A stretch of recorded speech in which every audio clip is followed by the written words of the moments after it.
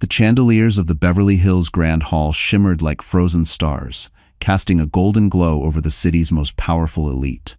Laughter drifted through the air, polished, expensive, rehearsed. Grant Hollister stood at the center of it all, drinking in the admiration he believed he deserved. He adjusted his cufflinks, boasting about his newly revived business, blissfully unaware that fate was seconds away from crushing his pride. Then the doors opened. Every conversation in the room fell silent as a woman stepped in, framed by the soft halo of the entry lights.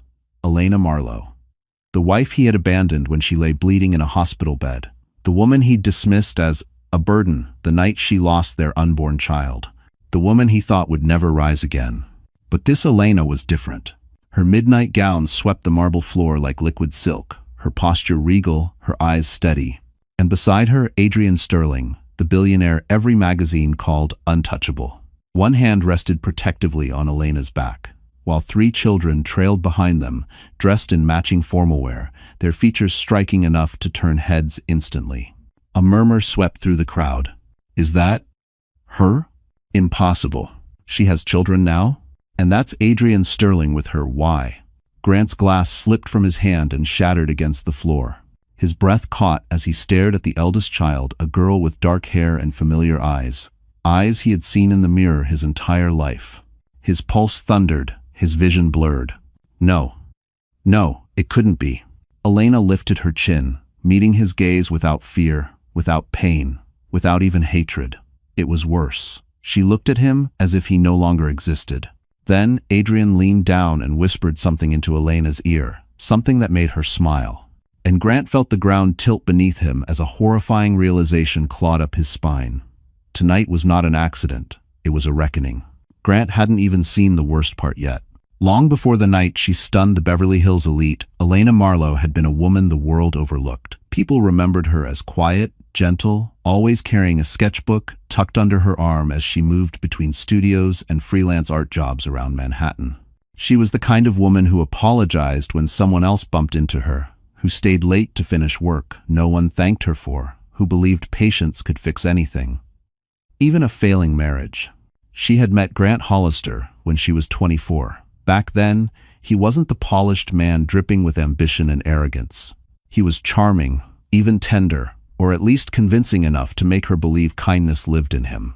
They met in an art gallery in Brooklyn. She was hanging a student exhibition, and he'd walked in pretending to admire the paintings. Later, she learned he'd merely followed a wealthy investor into the building, but at the time, she thought he came for the art, for her art. Their romance began like a soft spring rain, gentle, refreshing, too delicate to suspect the storm that would follow. Elena didn't come from money. She grew up in a modest home in Connecticut, raised by a single father who worked long nights repairing boats at a marina. When he died unexpectedly, she moved to New York with nothing but a scholarship, a box of his tools, and the hope she could build a life worthy of his sacrifices. Grant liked that about her at first. He liked the way she looked at him, like he was more than he was. He liked that she believed in him, even when he didn't deserve it.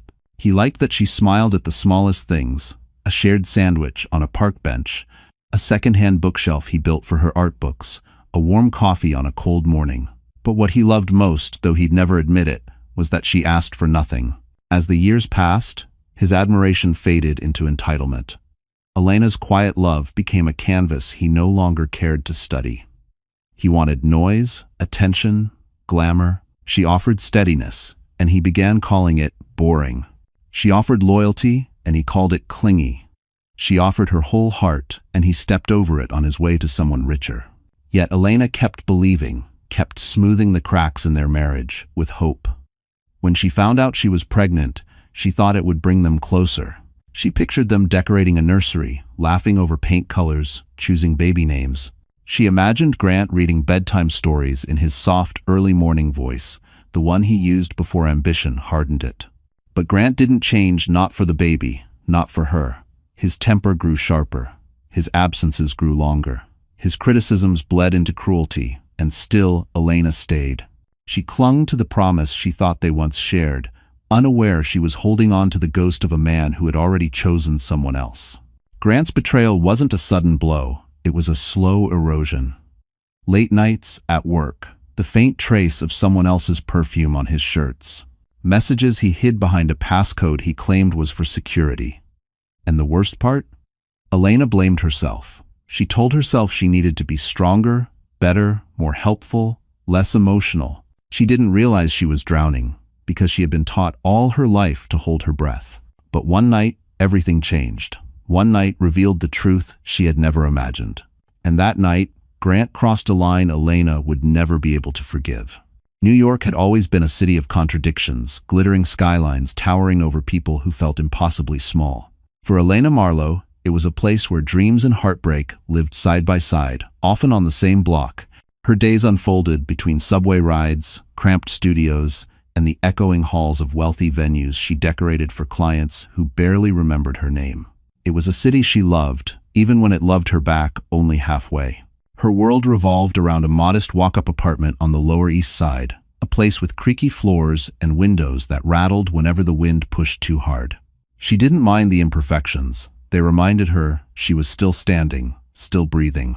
Elena covered the walls with sketches, concept art for galleries, ideas for installations, fragments of the imagination she never had enough time or money to fully bring to life. At night, she worked freelance projects by the light of a cheap desk lamp, blending colors while the city hummed outside her window. Meanwhile, Grant lived a very different New York. His world stretched across penthouses with floor-to-ceiling windows overlooking Central Park, meetings in glass conference rooms high above Manhattan, dinners on Fifth Avenue, where the plates cost more than Elena earned in a week. To him, New York wasn't a home, it was a ladder. Every interaction, a step upward, every person, a tool or an obstacle. Elena had married into that world, but was never allowed to belong to it. She remembered nights when they attended corporate events together. Grant would instruct her on what to say, what not to say, how to smile, how to stand. "Don't mention your art," he'd whisper under his breath. "These people don't care about paintings, they care about power." She would nod, shrinking a little more each time, while crystal chandeliers sparked overhead and the city's elite laughed about things she didn't understand. Still, she tried. She learned the names of CEOs, memorized investment buzzwords, practiced small talk she hated. But no matter how hard she worked to fit in, Grant's world only pushed her further out. Then came the pregnancy. Suddenly, the city felt heavier, every step more exhausting. She still rode the subway to work, still climbed 4 flights of stairs to her apartment, still packed Grant's suits for his endless business trips. She tried to decorate a corner of their bedroom with soft colors, imagining a nursery they would build together. But the swatches of pastel paint sat untouched on the dresser, ignored like everything else she cared about. One night, as Grant arrived home late with the scent of perfume she didn't own lingering on his jacket, Elena asked if they could take a weekend to rest, maybe visit Central Park like they used to. He didn't even look up from his phone. "Elena, you're exhausting. I'm carrying the real weight in this marriage. Try not to make every little thing about you." She stood in the kitchen, nausea rising not from pregnancy, but from the truth she was finally beginning to see. Outside, Manhattan glowed under a wash of city lights. People rushed past each other, chasing success, chasing love, chasing something that felt like belonging. Elena pressed her palm to the cold glass of the apartment window, trying to steady herself. It was the first moment she realized she was desperately alone. But she had no idea that the city would soon shatter her completely, starting with a night at the hospital she would never forget. Grant Hollister had always believed he was meant for bigger rooms, brighter lights, and louder applause than life had ever offered him. Even when he was growing up in a cramped house in Ohio, he carried an air of entitlement that didn't match his circumstances. By the time he reached New York, he'd mastered the art of pretending to be richer, more educated, more connected than he truly was. And Manhattan loved confidence, even the counterfeit kind. When he met Elena, he thought she would be the perfect accessory to his rising image, gentle, naive, easily shaped. She admired him in a way that fed the hunger he'd had since childhood, the hunger to feel superior. At first, he treated her well, because she believed in him completely. But as his ambition sharpened, his affection dulled. And when his company started gaining traction, he began seeing Elena as a weight he needed to cut loose. The shift was subtle at first, the dismissive sighs, the eye rolls when she asked simple questions, the way he corrected her in front of his colleagues, always with a patronizing tone. He crafted an image of himself as the visionary and painted Elena as someone who didn't understand real ambition. But the moment everything truly changed was the night he met Loretta Collins. Loretta was the widow of a billionaire developer, 12 years older than Grant, elegant in a way money effortlessly created. She recognized Grant instantly, not for his achievements, but for his hunger. She saw the shape of his ambition and knew exactly how to exploit it.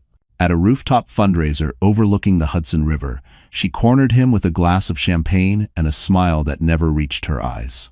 "You're wasting your potential on sentiment," she told him. "Men like you don't rise with women like her." Those words burrowed into him like a seed waiting to bloom poison. From that night on, Grant spent every evening inventing reasons not to come home. Business meetings, late-night strategy sessions, networking cocktails. Elena believed him because she wanted to. Because pregnancy made her desperately hope for the family she had imagined. Loretta dangled opportunities in front of him like bait. Introductions to investors, whispered promises of funding, and eventually, a relationship that stroked his ego in ways Elena never could. With Loretta, he felt like someone important. With Elena, he felt like someone failing. So he began rewriting history. Whenever Elena tried to talk about the baby, he accused her of emotional manipulation. When she asked why he didn't attend doctor appointments, he said she was too needy. She grew smaller so he could feel larger, and he fed off it until she had nothing left to give. The breaking point came the night she fainted in their kitchen. Elena had been bleeding for hours, terrified something was wrong with the baby. Grant arrived home past midnight, smelling of Loretta's perfume. Instead of rushing her to the hospital, he scolded her for being dramatic. "People work through worse," he snapped. "You can't expect me to drop everything for every little scare."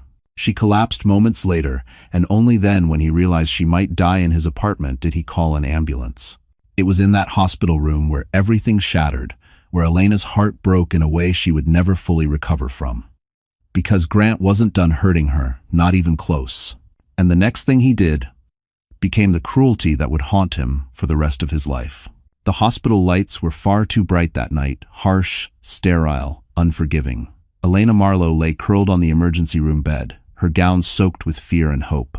She clutched her stomach as the nurses adjusted IV lines and whispered to each other with the kind of quiet urgency reserved for situations that could change lives in seconds. She wanted Grant. She needed him. Despite everything, despite the distance, despite the perfume on his shirt, she still believed he would walk through those sliding doors and tell her it would be okay. That he would sit beside her, hold her hand, and remind her that they were in this together. But hours passed, and Grant never came. A nurse finally asked if she wanted them to call her husband again. Elena nodded weakly. She heard the staff phone ringing down the hall, a distant echo she tried to cling to. She imagined Grant answering, imagined his voice full of worry. But when the nurse returned, her expression told the truth. He said he's too busy to come. He asked if you could handle it without him. Elena's lips parted, but no sound came out. Busy. He said he was busy. She felt something inside her loosen, something she thought was unbreakable. 30 minutes later, the contractions worsened. A doctor rushed in. "We're losing the heartbeat," he said. "We need to move now." She tried to call Grant herself, her trembling fingers barely gripping the phone. When he finally answered, his voice was clipped, irritated. "Elena, I told you I'm in the middle of something important. I'm losing the baby," she whispered. "Please, please come." There was a pause. A long, cold pause. Then he sighed. "I can't do this anymore. If the baby survives, fine. If not, maybe it's a sign. I'm done carrying dead weight." She felt the world tilt violently. Before she could respond, he continued, "My lawyer will send papers tomorrow. It's better for both of us." Right there on that hospital bed, moments before they rushed her into surgery, Grant Hollister divorced her. No explanation, no remorse. Just a decision he had probably rehearsed with someone else. Someone richer, someone he believed could upgrade his life. Minutes later, under the blinding surgical lights, Elena lost the baby. When she woke, the room was silent. Her hands were empty. Her heart felt too heavy to lift. A nurse squeezed her shoulder gently, her eyes full of sympathy, not pity, but sorrow for a woman who had been abandoned so completely. Elena asked again if Grant had called. "No," the nurse said softly. but someone else did. She handed Elena a small business card. At first, the name meant nothing. Adrian Sterling. She assumed it was a mistake. Why would a billionaire care about her? But the nurse explained that he had asked about her condition, asked if she was alone, and insisted that hospital staff check on her frequently through the night. Elena didn't have the strength to wonder why. She simply tucked the card under her pillow, her tears soaking the corner. Meanwhile, across the city, Grant wasn't grieving. He was at a private rooftop bar in Midtown, clinking glasses with Loretta Collins, laughing about how free he finally felt. He didn't know a camera in the hospital hallway had captured his cruelty. He didn't know his words would one day return to destroy him. He didn't know that the woman he'd thrown away would rise again. And he certainly didn't know that Adrian Sterling had already entered her story and would soon change everything. In the days after the surgery, the world around Elena Marlowe felt muted, washed in gray, as if someone had drained all the color from her life. When she was released from the hospital, she expected anyone to be there. A husband, a friend, a family member. But no one came. The nurse helped her to a bench outside the building, pressed a warm cup of tea into her hands, and whispered that a social worker could be called if needed. Elena shook her head. She wasn't ready to speak to anyone. She wasn't ready to exist. The winter wind stung her face as she stepped onto the sidewalk. Cars honked, people laughed. A street vendor shouted prices for roasted chestnuts. Life rushed on, indifferent to the quiet devastation of a woman who had just lost everything. She went home alone. The apartment looked unfamiliar, as if grief had changed the shape of the walls. The soft lavender blanket she had bought for the baby lay folded on a chair. She picked it up and pressed it to her face, the fabric instantly dampening with tears she had held back for too long. Elena spent the next hours curled on the kitchen floor, unable to move. She used to believe heartbreak felt like sharp pain, but now she understood it wasn't sharp at all. It was heavy, crushing, a weight that pressed on her chest until she struggled to breathe. Grief blurred into exhaustion. Exhaustion blurred into numbness. She barely ate, she barely slept. She wandered from room to room in a haze, unsure what she was looking for. Maybe a sign of who she used to be. On the third night, she woke from a nightmare drenched in sweat. She reached for her phone without thinking, muscle memory, searching for the man she once trusted. She typed Grant's name into the contact box, then froze. He wasn't her comfort anymore. He was the wound. Her hand trembled violently. She deleted the message before sending it. Instead, she scrolled through old photos. Grant kissing her forehead, Grant smiling in Central Park, Grant holding her hand as if she was the center of his world. She stared at each image until the lies embedded in them became unbearable. When she couldn't stand it anymore, she threw the phone across the room. It hit the wall with a dull crack and fell to the floor. For a moment, she couldn't tell if something broken was inside the phone or inside her. The next morning, an envelope arrived under her door. Inside were divorce papers.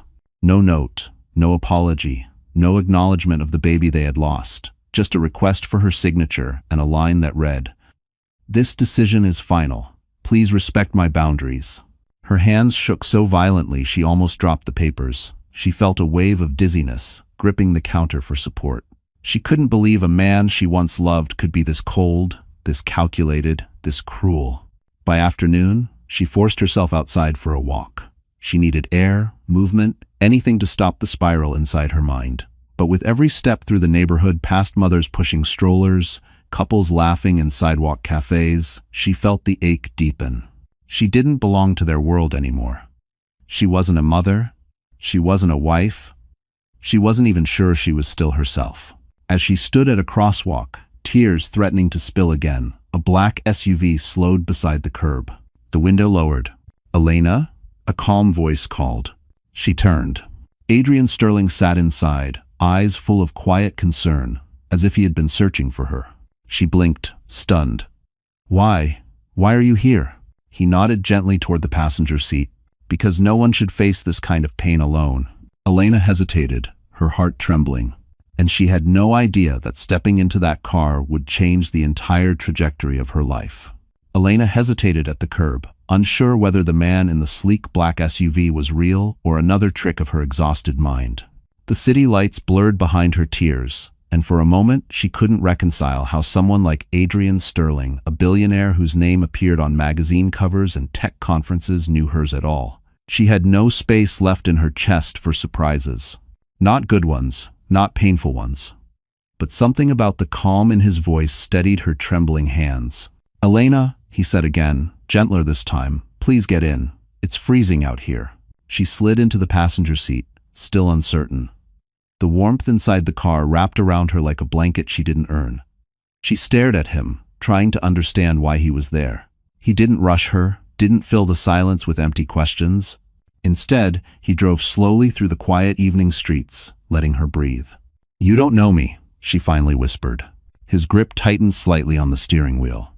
"I know enough." She looked away, unsure what that meant.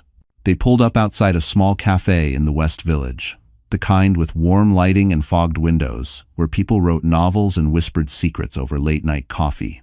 Adrian parked and stepped out, opening her door with an old-fashioned courtesy Grant never possessed. Inside, he ordered her chamomile tea and waited until her hands stopped shaking before speaking again. "The hospital called me," he said simply. Her brow furrowed. "Why? I don't understand." He hesitated for the first time since she met him. "Because your father once asked me to look after you if anything happened." The words struck her like cold water. "My father? You knew him?" Adrian nodded slowly. "Not in the way you're thinking. We weren't close friends, but our companies crossed paths. He trusted very few people, but for some reason, he trusted me." I experienced. "How was very for today's them?" She searched his eyes, trying to detect pity, obligation, or anything that suggested he was here out of guilt. But she saw none of that. Only steady concern, only patience. Something inside her resisted the warmth of it, afraid to lean on anything that might collapse. "He didn't tell me about you," she said. "He didn't tell me much at all," Adrian replied. "But he asked that I make sure you were never left without help if life ever turned cruel." Elena's throat tightened. Everything in her life had fallen apart so violently that she no longer trusted kindness. But sitting across from Adrian, the most untouchable man in the city, she felt a strange sense of safety she hadn't known in years. "Why now?" she whispered. "Why come now?" His jaw tensed for a second, a flash of something darker crossing his expression.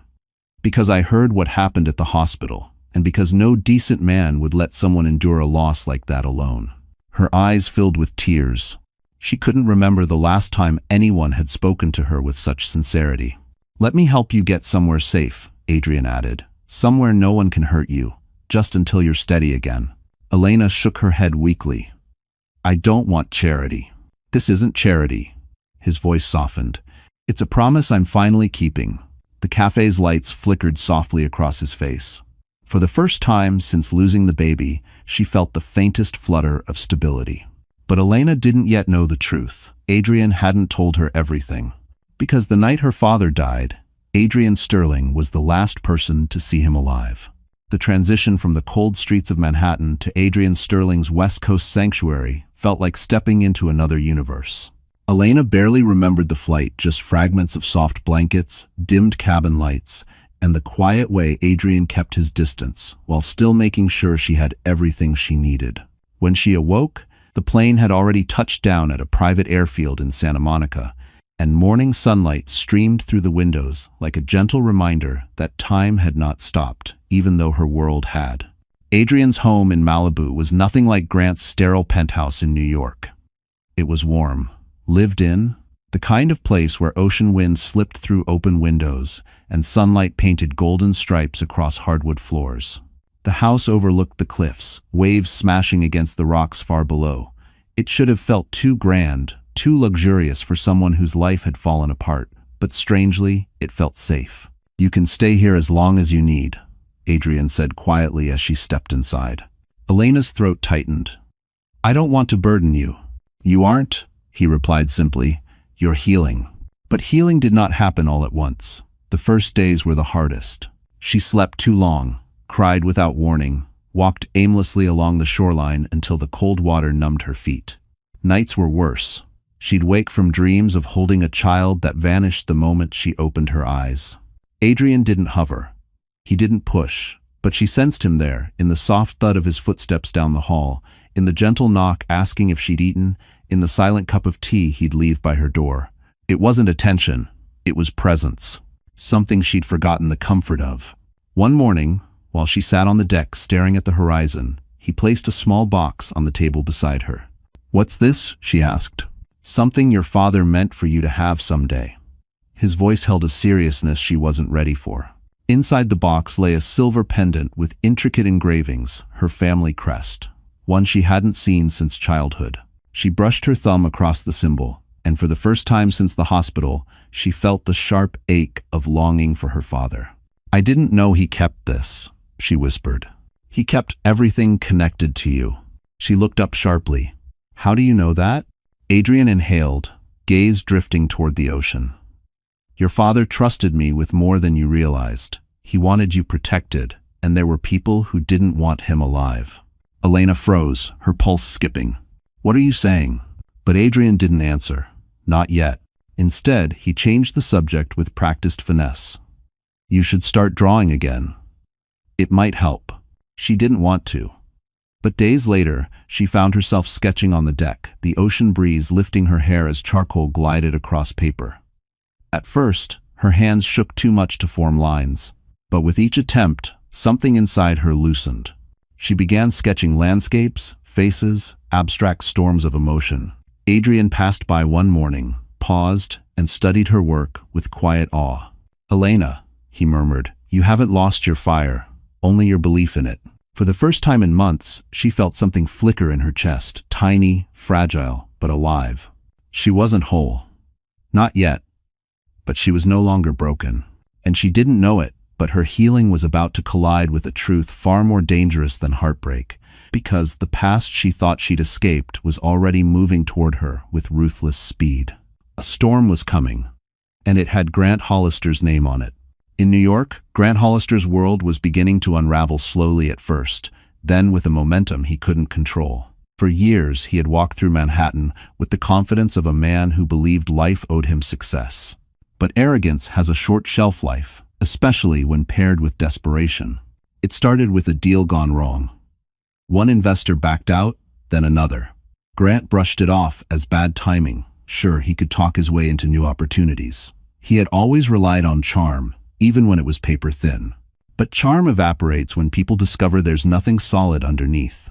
Loretta Collins, the woman he'd gambled his marriage for, had stopped answering his calls.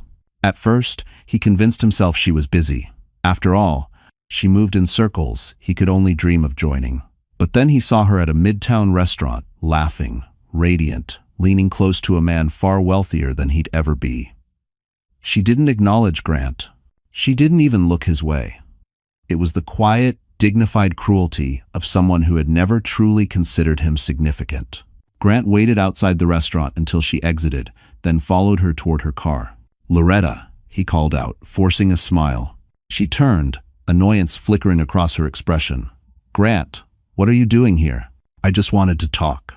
We haven't spoken in days." "There's nothing to discuss," she replied, adjusting her coat. "Our arrangement served its purpose." "Purpose?" His voice cracked. "You told me we were building something, that you believed in my company." Loretta sighed, as though bored by his existence. "You misunderstood. I believed in the image you projected. But now the illusion is gone." Grant felt something inside him tighten painfully. "I left my wife for you." "No," she corrected sharply. "You left your wife because you thought it would get you further. I just offered you a mirror." She stepped closer, her voice dropping to a cold whisper. "And now that mirror no longer benefits me." Expropriation. With that, she slid into her car and drove away, leaving Grant standing on the sidewalk as if a hole had opened beneath him. Days later, his company took another hit. A small scandal, nothing catastrophic that hinted at his incompetence. Investors panicked. Emails flowed in demanding explanations he didn't have. His phone buzzed with notifications, but none of them offered solutions. Grant wasn't collapsing because of one disaster. He was collapsing because he had built everything on lies. He tried to call Elena more than once. Not out of regret, Grant wasn't capable of true remorse, but out of habit. She had always been his emotional cushion, the quiet presence he leaned on when life became too heavy. But now every call went to voicemail, every text undelivered. He told himself she was being dramatic. She would come crawling back eventually. Women like her always did. But deep down, Grant felt something new. Fear. One night, he stood in the empty conference room of his company's headquarters, staring at the Manhattan skyline. The city that once made him feel powerful, now pressed down on him with suffocating weight. For the first time in years, he wondered if he had made a mistake. Not just wrong place, wrong time, wrong, but life-altering wrong. The kind of wrong that rewrites a person's fate. He poured a drink, but his hand trembled so violently he had to set the glass down. The room tilted. His breath caught. He gripped the back of a chair to steady himself. He didn't know it yet, but people far more powerful than him had begun to take an interest in his downfall. Interests tied to the Marlowe name. Because Elena's past wasn't as simple as he believed. And soon, Grant would discover the first clue that the woman he discarded was becoming someone he should have never underestimated. Elena's first real step back into the world wasn't dramatic. It didn't happen in a boardroom or a gala, and it didn't involve sweeping gowns or glittering chandeliers. It began quietly, early one morning in Malibu, as sunlight spilled across the ocean, turning the waves gold. She was sketching on the back deck, her hands more steady now, her posture less collapsed when Adrian stepped outside holding 2 mugs of coffee. "There's something you should see," he said. She followed him inside, where he placed a slim leather folder on the table. The insignia embossed on the cover felt strangely familiar, a stylized M intertwined with a crest. Her breath caught. "Marlowe International," she murmured. Her father's company, her inheritance, the empire she'd never believed she would be part of. Adrian opened the folder to reveal an invitation printed on thick ivory cardstock addressed to her. "You're being requested to attend the New York Arts Preservation Council," he explained. "They're restoring several historical landmarks. They've seen your work. They want your artistic direction." Elena blinked. "That can't be right. They don't even know who I am." "On the contrary," he said softly, "they know exactly who you are." A long silence stretched between them. She traced her fingers over the invitation, afraid it might disappear. "I'm not ready," she whispered. "What if I break down? What if they see right through me?" Adrian studied her for a long moment before pulling out a tablet and placing it in front of her. On the screen was a news article. It was her latest sketch, an abstract rendering of grief and rebirth posted anonymously weeks ago by an art blogger who'd stumbled upon it. The sketch had gone viral, praised for its raw emotion and haunting lines. Thousands of comments filled the page, many from women who had endured heartbreak of their own. "You spoke to people," Adrian said, without saying a word. Elena's eyes softened. She wasn't used to being seen, not truly. The flight to New York was quieter than she expected. She sat by the window, watching the clouds drift past, feeling a mix of dread and strength she hadn't felt since before the hospital. When they landed, Adrian escorted her to a private car, but he didn't walk her inside the council hall. "This part is yours," he said. "Elena," he added before she stepped out, "you don't need to prove anything to anyone, not even to yourself. Just walk in there. The rest will follow." Enter 20. Her heels clicked against the marble floor as she entered the grand historic building. The council members turned, whispering among themselves. "She's here. That's Elena Marlowe? She looks stronger than I expected." They examined her portfolio, each page reflecting pain transformed into artistry. For the first time in a long while, she felt capable, not as someone's wife, not as someone's tragedy, but as herself. When the meeting ended, the chairwoman extended a hand. "Miss Marlowe, we'd be honored to have you lead the creative direction of the restoration project." Elena inhaled sharply. "Are you sure?" "Absolutely. Your work doesn't just rebuild spaces, it rebuilds people." As Elena stepped out onto Fifth Avenue, the city looked different, less threatening, more alive. She had walked into the room alone and emerged with her first victory. She didn't know that a pair of eyes had watched her enter the building earlier. And she didn't know those eyes belonged to Grant Hollister, who now realized Elena Marlowe was no longer the woman he had destroyed. He had no idea what she was about to become. Elena didn't notice the exhaustion settling into her bones until she returned to the Malibu house that night. Her first public reappearance in New York had drained her, but it had also awakened something inside her she'd thought was gone forever. Strength, identity, a spark of the woman she used to be. She stepped inside to find the living room, lit only by the dim glow of a single lamp. Adrian sat on the couch, loosening his tie as though he had been waiting for her in silence. Not impatient, simply present, the way he always was. "You did well today," he said with a soft smile. Elena let out a shaky breath and laid the portfolio on the table. "I'm not sure how I did. I just tried not to fall apart." "That's the remarkable thing," Adrian replied. "You think falling apart is your default. It isn't." She looked away, absorbing his words. Compliments still felt foreign, like clothes tailored for someone else. "Can we talk?" Adrian asked gently. Elena hesitated before nodding. She sat across from him, pulling her knees close, bracing herself for something she couldn't name. "There's something I've been meaning to tell you," he began. "Something about your father." Her shoulders tensed. "You said he trusted you. But how? Why?" Adrian leaned forward, elbows resting on his knees. "Your father was negotiating a major merger 2 decades ago, one that would have protected his company from a hostile takeover.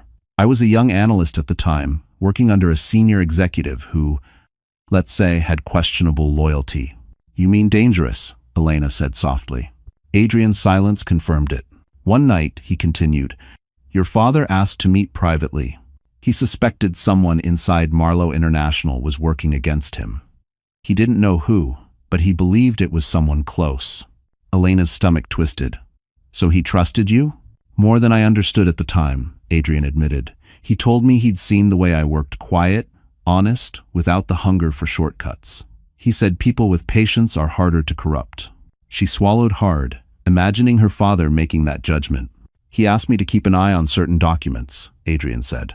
"And then he gave me a sealed envelope. What was in it?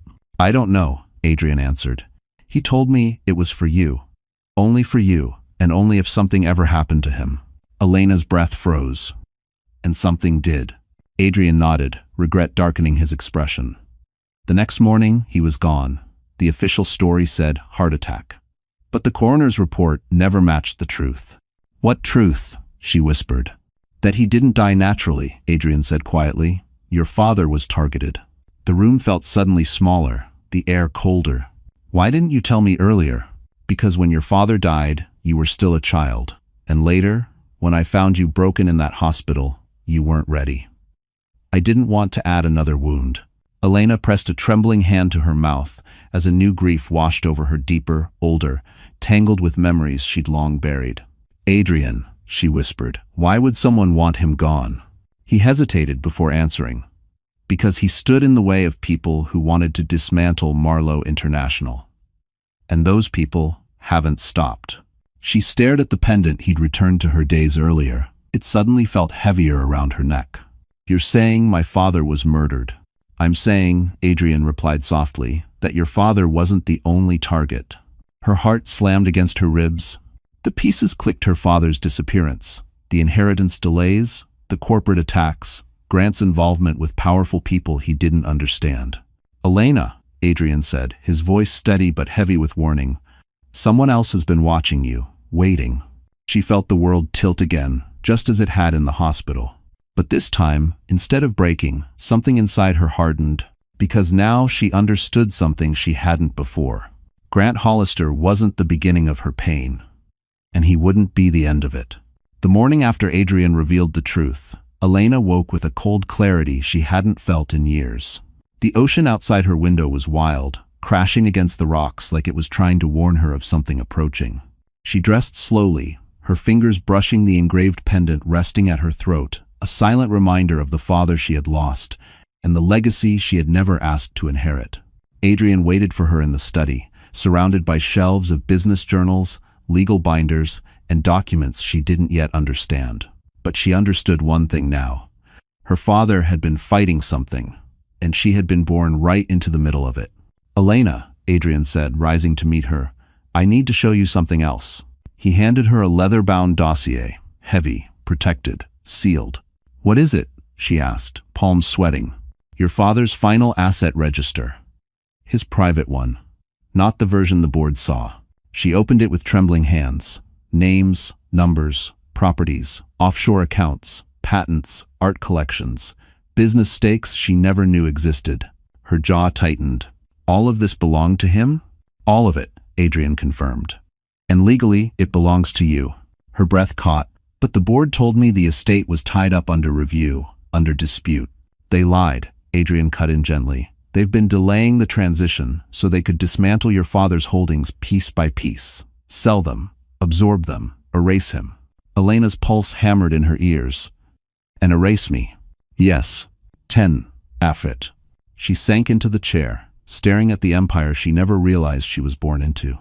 She used to think she had nothing, no safety net, no name that mattered, no protection in the world. But all along, she had been heir to something enormous and dangerous. Why didn't they come after me earlier? She murmured. Because they didn't need to, Adrian said. Your life was small, quiet. They assumed you'd stay that way. Her chest tightened with a mix of anger and vindication. So that was why Grant had always treated her like nothing. He hadn't even known the truth. He'd thrown her away without realizing he was discarding the very thing he worshipped most. Money, power, legacy. Adrian stepped closer, lowering his voice. Elena, taking back the Marlowe estate won't be simple. These people have influence. They have lawyers, politicians, media. They've spent years maneuvering the company away from your family. But it's mine, she whispered. It is, and you can reclaim it, but not without a fight. Her gaze sharpened. Then I'll fight. The conviction in her voice surprised even herself. Adrian studied her carefully, the corner of his lips lifting not in amusement but in admiration. There's something else, he said. Your father left you an encoded message. I haven't opened it. It's not mine to read. Elena stared at the silver flash drive he placed in her hand. It felt heavier than metal should. He said you'd understand it when the time came. Her throat tightened. I miss him. I know, Adrian replied softly, but a part of him is still guiding you. Elena wiped her eyes, inhaled deeply, and straightened her shoulders. She wasn't the woman Grant abandoned anymore. She wasn't the fragile soul curled in grief on a kitchen floor. She was a Marlowe, and the world was about to be reminded what that meant. Adrian handed her one last folder. This is the list of board members who betrayed your father. Elena flipped it open and froze, because near the bottom of the list was a name she recognized instantly. Grant Hollister. Her ex-husband had been involved all along. The room spun, her breath catching in her throat, and Elena realized she hadn't just been abandoned, she had been targeted. Elena stared at Grant's name on the list, the letters blurring as disbelief surged through her. Of all the betrayals she had endured, this one felt the most surgical. Grant wasn't just a cruel husband or a selfish man blinded by ambition. He had been connected to the very network that destroyed her father's empire long before she ever met him. Adrian watched her carefully. I didn't want to show you until you were strong enough to handle it. She swallowed hard. How involved was he? Adrian exhaled. Grant wasn't important enough to make major decisions, but he was ambitious enough to perform favors. Deliver messages. Gather information. Your father suspected someone was leaking internal plans. We never knew who. Now, Adrian gestured toward the folder. We do. Elena felt cold. She had married her father's enemy without knowing it, loved him, trusted him, carried his child. What did he get in return? She whispered. Support, access, a foot in the door. But once he failed upward long enough, those same people abandoned him. They don't value loyalty, just usefulness. And Grant is no longer useful, she said bitterly. Exactly. Elena moved toward the floor-to-ceiling window overlooking the Pacific. The ocean churned like her thoughts. She wasn't just facing a greedy ex-husband or a hostile board. She was walking into a war her father had died trying to win. What happens next? She asked quietly. Adrian stepped beside her. You take your seat. My seat? Yes, he nodded. You're the majority heir. Once you announce your claim, the board can't block you without exposing their corruption. They've hidden your inheritance for years. They won't expect you to fight. Elena's pulse quickened. And if I do, then the entire landscape shifts. That afternoon, Adrian arranged a private meeting with the remaining allies her father once trusted. They gathered in his Malibu estate, former executives, legal advisors, silent partners who had gone dormant after her father's death. Faces lined with age, caution, and long-buried loyalty. When Elena entered the room, they stood as one. She hesitated. Please, sit. I'm not here to make anyone bow. A woman with silver hair shook her head softly. We stand because the rightful heir has finally returned. Elena felt something tighten in her throat. They reviewed documents late into the evening. Forged memos, hidden transfers, shell contracts tied to Loretta Collins and her network of corporate opportunists. Grant's role was small but pivotal.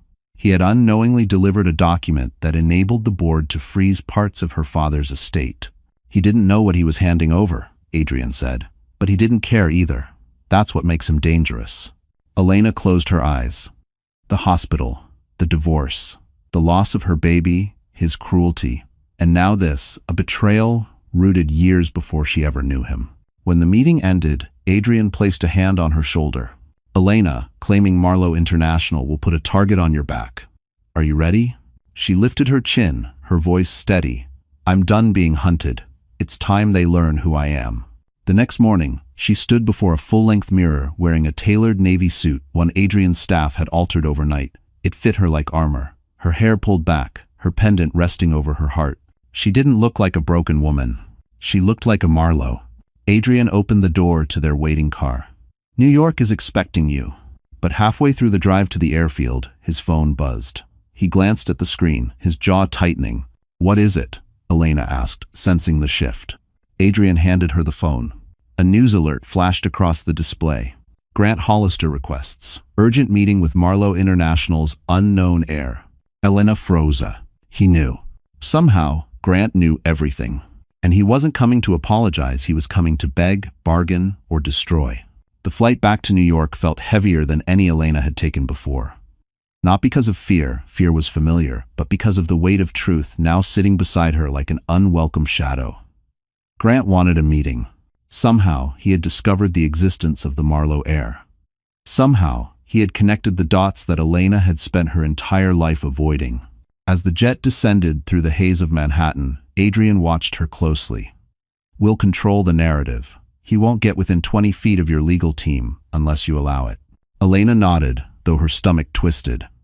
She knew Grant. He never sought meetings unless he wanted something desperately, or unless he was terrified. But beneath the anxiety, another thought clawed at her mind, the list, the betrayals, the people who had let her father die. And at the center of it all, the person whose name appeared more than once, Loretta Collins. After landing, Adrian took her straight to a secured private office in Midtown, wood-paneled walls, glass overlooking the skyline, and files already laid out by his intelligence team. Men and women Elena had never met before nodded respectfully at her arrival. You're the reason we're here today, Miss Marlowe, one said. It still felt surreal. Adrian gestured to the documents. You need to see this before you meet Grant. Elena braced herself as he opened a dossier labeled Collins L. Inside were financial charts, property transfers, communications logs, and a timeline of Loretta's rise to power, a rise built on strategic marriages, discreet coercions, and a network of silent leverage. But then Adrian flipped to a page that made Elena's blood run cold. A photo.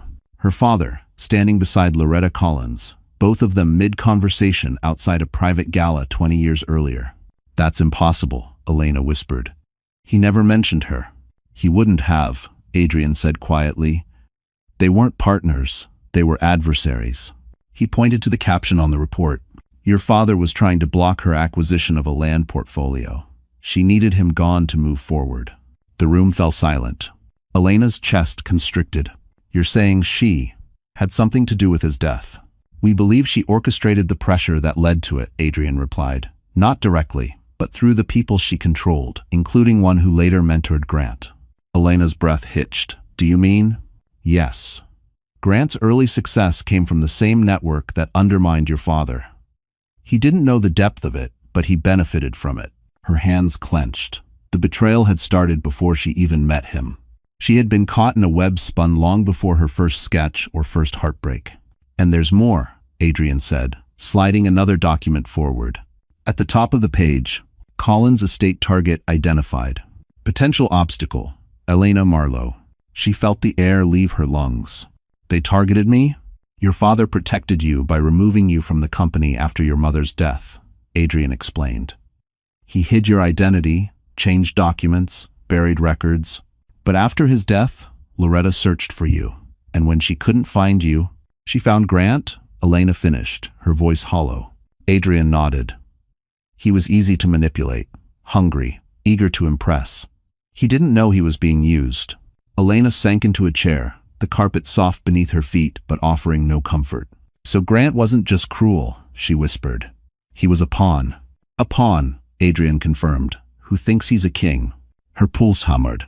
She felt grief, anger, clarity, and an awakening strength she hadn't believed she possessed. She lifted her chin. What happens now? Adrian folded his arms. Now you meet Grant, and you show him exactly who you are. But before Elena could speak, the door burst open. A security officer stepped inside. Mr. Sterling, we have a problem. Adrian stiffened. What kind of problem? The officer swallowed hard. Grant Hollister is already in the building. End Fort. Elena's heart slammed against her ribs. And he wasn't alone.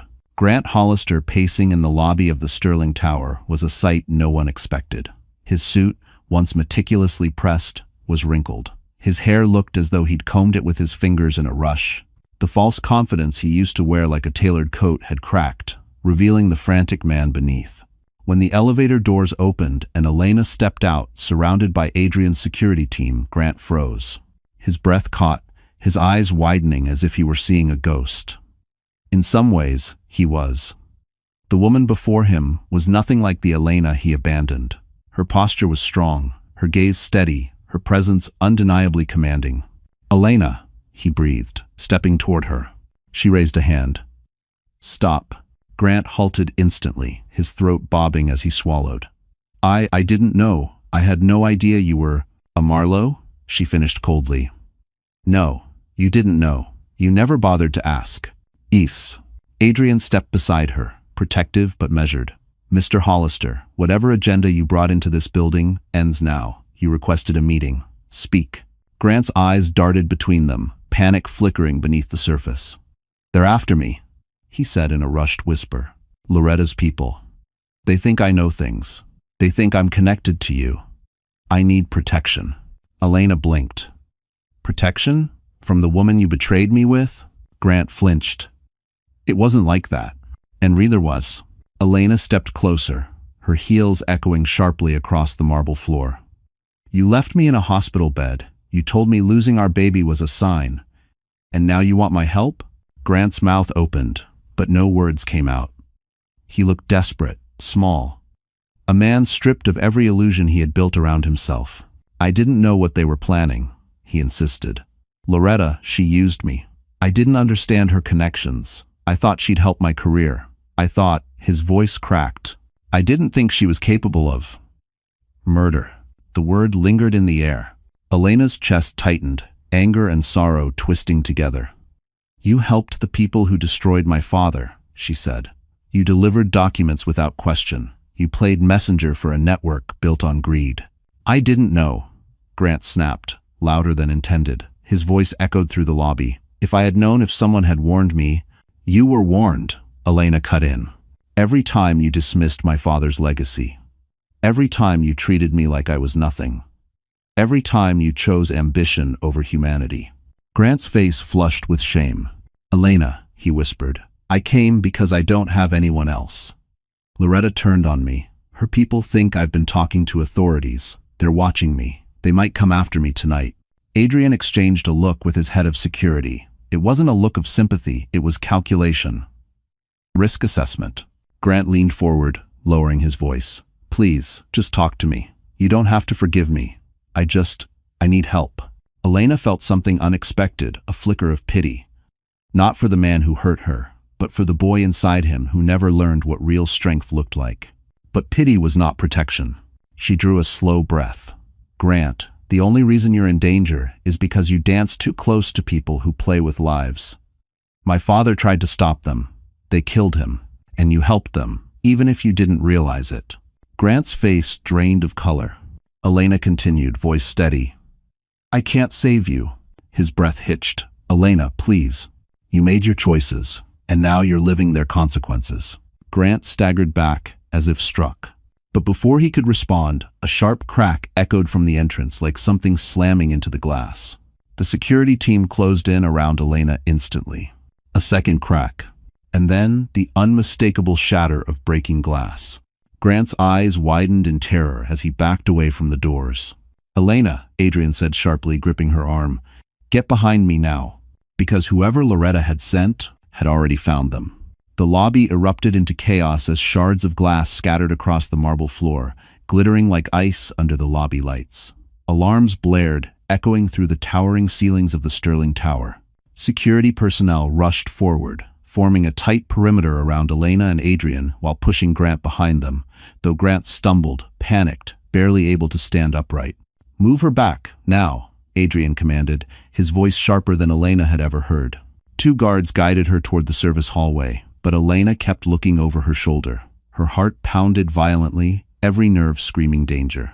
She could see silhouettes outside the shattered entrance, 1, 2, maybe 3 figures, quick, coordinated, and unmistakably trained. "Is this Loretta?" Elena whispered. Adrian didn't answer. His jaw was clenched too tightly. Security ushered them deeper into the hallway, away from the open line of sight. Grant clung to the wall, gasping for breath. "They're going to kill me," he choked out. "Elena, they're here because of me." "No," Adrian said grimly. "They're here because of all of us." "Okay." A guard pressed his earpiece. "Two hostiles near the front. They're scattering, one moving toward the east stairwell." Adrian glanced at Elena. "They're not just here to intimidate. They're testing our defenses." Elena's breath hitched. "Testing? For what?" "To see how easy it would be to get to you." Her stomach dropped. Suddenly, the hallway lights flickered. Once, twice. Then half of them went dark, plunging them into a dim amber glow. The guards tensed. "They cut the power grid to this floor," one muttered. "They're better funded than we thought." Grant slid down the wall, hands covering his face. "This is insane. Loretta was never like this, she wouldn't." Elena snapped toward him. "You don't know what Loretta is capable of. You never did." Adrian stepped forward decisively. "We're moving to the secure elevator. It's connected to a backup generator." The security team began ushering them down the hall faster, weapons drawn. Elena could feel the tension vibrating through the air, every footstep a countdown. Adrian stayed close, a steady presence beside her. "What if they reach the elevator?" she whispered. "They won't," Adrian said. "Not before we do." But even he sounded like he was calculating odds. They rounded the corner and froze. The secure elevator doors were open. Empty. Waiting. Two waiting. A guard lifted his weapon. "Clear the area." End quote. Another moved slowly toward the elevator, scanning its interior. For a moment, everything was still. Then, "Behind you," a guard shouted. A figure dropped from the ceiling panel, fast, silent, ruthless. The guard closest to the elevator tackled the intruder before he could reach Elena, slamming him to the ground. A struggle erupted, fists, elbows, weapons clattering against the floor.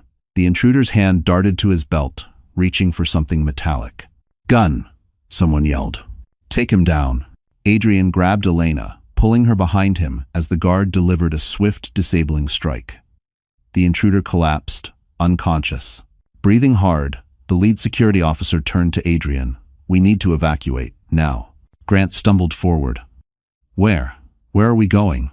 Adrian didn't even look at him. "Somewhere Loretta's people can't reach. Somewhere only Elena has access to." Elena stared at him, confused. "What place is that?" Adrian's eyes held a truth he hadn't yet spoken. "A property your father left you. Hidden, untouched, and sealed until you were ready." Her pulse quickened. Ready for what? He met her gaze, the weight of the past and the future colliding in his eyes. "To finish what he started." Grant inhaled sharply, fear slicing across his face. "You're not leaving me here. They'll kill me." Elena turned toward him slowly. "You made your choices years ago, Grant. It's optionally." But before she could finish her sentence, a distant explosion shook the building, violent enough to rattle the floor beneath their feet. Adrian grabbed her arm. "Elena, run." Because whatever Loretta had unleashed was only the beginning. The explosion reverberated through the Sterling Tower like a pulse of thunder, rattling glass, shaking fixtures, and sending a burst of dust through the vents. Elena's heart hammered as alarms screamed above them. The emergency lights flickered, painting the hallway in sharp red flashes. Grant stumbled, nearly collapsing, while Adrian tightened his grip on Elena's arm. "Move," he commanded the security team. They rushed down the service corridor, boots pounding against polished concrete. Smoke drifted from the far end of the building. Elena could hear distant shouts, the static crackle of walkie-talkies, the guttural hum of backup generators trying to kick in. "Where are we going?" she shouted breathlessly. "Sub-level entrance," Adrian replied. "Your father built a system under the city. Only a handful of people knew it existed." Grant wheezed behind them. Why the hell would he build a system under Manhattan? To hide the things he didn't want the board to steal, Adrian answered sharply, including his heir. Elena felt the weight of those words, heavier than the pendant at her throat. Her father had known she might need a way out, a way to disappear, a way to survive. When they reached the sub-level checkpoint, 2 guards unlocked a reinforced steel door. Beyond it, a concrete stairwell spiraled downward, cold, narrow, echoing. Grant clutched the railing as they descended. "Elena, please don't leave me behind. I swear, I didn't know what Loretta was doing." Elena didn't slow her pace. "No, you never cared enough to know. I didn't lies in depressage." At the bottom of the stairwell, another door awaited, this one older, thicker, marked with the Marlowe crest half erased by time. Adrian entered a long passcode, then pressed his palm to a scanner. The door unlocked with a heavy groan. Inside was a corridor unlike anything Elena expected. Industrial lights hummed overhead. The walls were lined with steel filing cabinets, sealed crates, old servers, and boxes labeled with dates stretching back decades. It was a vault of secrets, her family's hidden spine. Her breath caught. "My father built all this?" "He didn't trust the board," Adrian said. "So he built a second headquarters beneath their feet." The hallway ended in a large chamber with a long oak table at its center. Dusty, undisturbed, a ghost of the past. Adrian motioned to a sealed metal case on the table. "This is why we're here." "What's inside?" she whispered. "Your father's final directive. He encoded it so only you could unlock it." Before Elena could respond, a crash sounded behind them. The stairwell door shuddered violently, echoing like a battering ram. Grant paled. "They found us." Adrian's security team drew their weapons. "We need to move. Now." But Adrian stood firm. "No, she deserves to hear what her father left for her." He gestured for Elena to place her pendant into a small indentation on the metal case. Her hands trembled as she did so. The case beeped, then clicked open. Inside was a handheld device, a vintage digital recorder. Elena lifted it gently and pressed play. Her father's voice filled the chamber, worn but warm. "If you're hearing this, my Elena, then you're in danger. And the people I warned you about have finally reached for what they were always after. You." Tears blurred her vision. "I couldn't protect you forever. But I built everything with one purpose, to give you the power to choose your fate." A thunderous blow hit the stairwell door. The security team braced. "And Elena, if Adrian is with you, trust him. He knows more than you realize." She looked at Adrian sharply. Another blow. Metal bending. "He cares for you. I saw it long before he ever did." The door screeched under pressure. Then the final words. "And when the time comes, my daughter, you must decide whether to lead or watch everything fall." The recorder fell silent. The door upstairs buckled, and Elena understood with sudden clarity. They weren't here to escape, they were here to rise. The stairwell door screeched again, metal groaning under the weight of repeated blows. The underground chamber vibrated with each impact, dust cascading from the ceiling. Elena tightened her grip on the recorder, her father's final words still echoing through her bones. She felt the tremor of fear, but she also felt something else rising inside her, something steadier, something fierce. Adrian stepped beside her, lowering his voice. "We don't have much time. What do you want to do?" Elena lifted her chin. "I want to finish this." Grant, pale, trembling, half collapsed against a filing cabinet, stared at her as if seeing her for the first time. "Finish? Elena, we need to run. You don't understand these people. They'll kill anyone who stands in their way." Elena turned toward Grant slowly. "I'm not running from the people who murdered my father. But they'll come for you," he insisted. "They already have," she replied.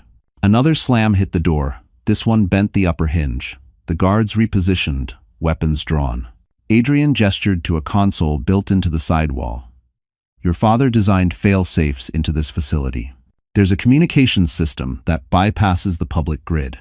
If you want to expose the board or Loretta, we can broadcast what we know to every division of Marlowe International. Elena's pulse quickened. They won't be able to bury it? No, Adrian said. Not if the message comes directly from the rightful heir. Grant let out a strangled sound. Elena, don't do this. If you reveal yourself, Loretta will come after you harder. She'll come after me too. End quote. Also, Dia. Elena stared at him, her expression quiet but cutting. Grant, Loretta isn't hunting you because of me. She's hunting you because you failed her. He went silent. The stairwell door buckled inward, the lock breaking. A guard braced his shoulder against it, shouting for reinforcements through his radio. Adrian pointed toward the console. It's your choice, Elena. Your father built this for you for this moment. Elena stepped forward, her hand hovering over the activation switch.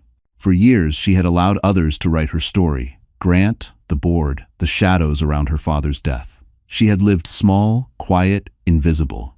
No more. She pressed the switch. A soft hum filled the chamber as the console lit up, projecting her father's crest in glowing blue across the wall. A microphone extended toward her. Elena, Adrian said softly, once you speak, there's no going back. She inhaled deeply, then leaned toward the mic. This is Elena Marlowe, she began, her voice shaking at first. Daughter of Charles Marlowe, true heir to Marlowe International. Across the secure network, screens activated in offices across New York, Los Angeles, London, and Hong Kong. Executives looked up from their meetings. Managers froze mid-conversation. Board members paled as recognition dawned. For years, my father's legacy has been corrupted, Elena continued, her voice growing stronger. He was betrayed by those closest to him. And now those same people have tried to erase me. Adrian watched her with something like awe. I'm here to tell you, she said, that the Marlowe family is no longer silent.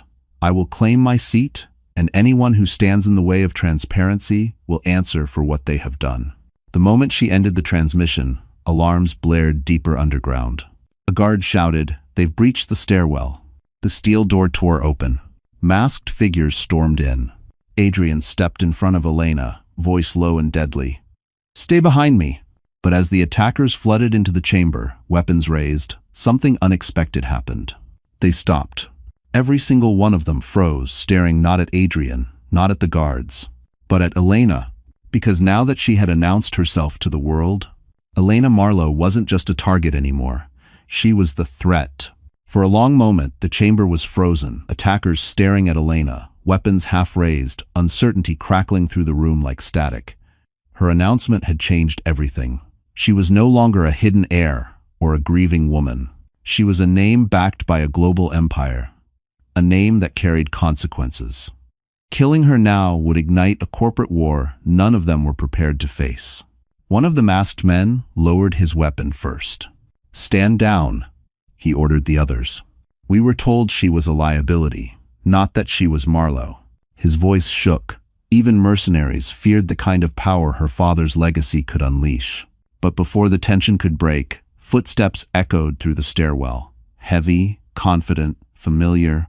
Loretta Collins stepped into the chamber. She wore a tailored black coat and gloves, her expression poised, untouched by chaos. The intruders parted for her as though she were royalty. She surveyed the underground vault with quiet admiration. Well, Loretta said, her voice smooth, Charles always did have a flair for dramatic architecture. Elena felt every muscle in her body tighten. You have no right to be here. Loretta smiled. On the contrary, my dear, I've had a right to your father's empire long before you were old enough to understand what he built. Adrian stepped forward, positioning himself between Elena and Loretta. This ends tonight. Ever so.